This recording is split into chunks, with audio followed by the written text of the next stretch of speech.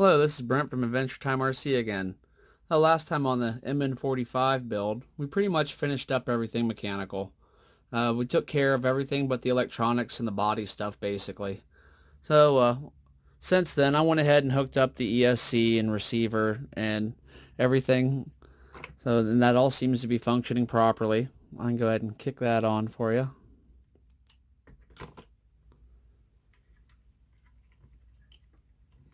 On and off button slid down in here.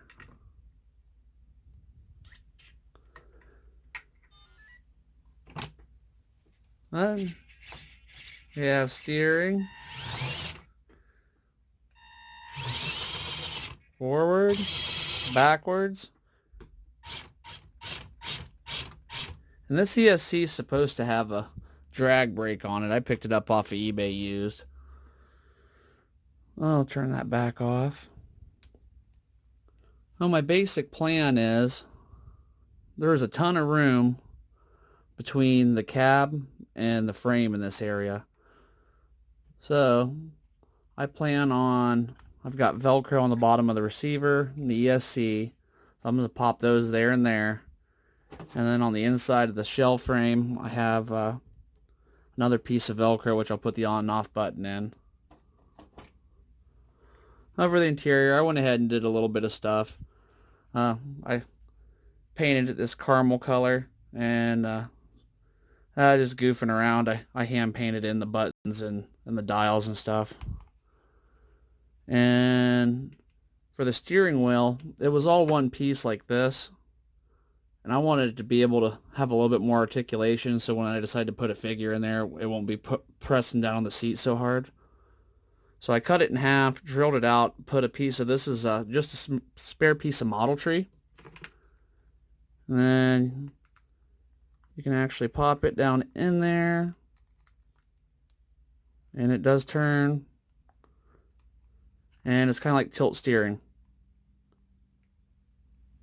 That way I can get my guy's feet under there nice and easy. But I'm going to pop that into the body here. Went ahead and bolted there's not much to the shell. The hood doesn't open like on the MND90. I put the grill in, the lights, which I haven't installed the actual bulbs. I'm waiting on my lighting kit, and the topper, and the little cage in the back. But I did notice my kit came with a crack right here. And these mirrors they're full rubber. So that's kind of nice. You can't roll over and break those.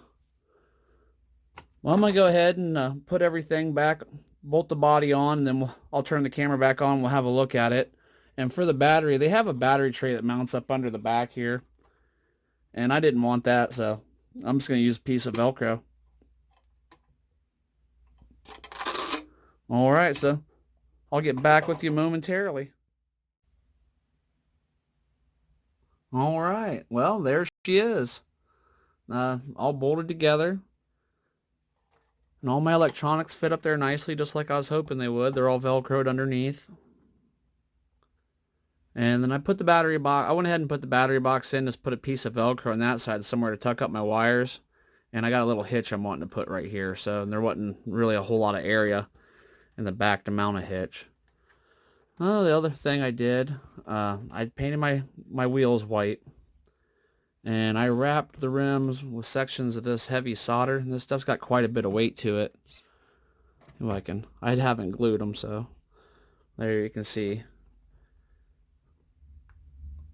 See, it's wrapped around there. But that gave it a little bit more weight to keep it planted on the ground. And the interior turned out pretty nice. I'm happy with that. How well you can see in there.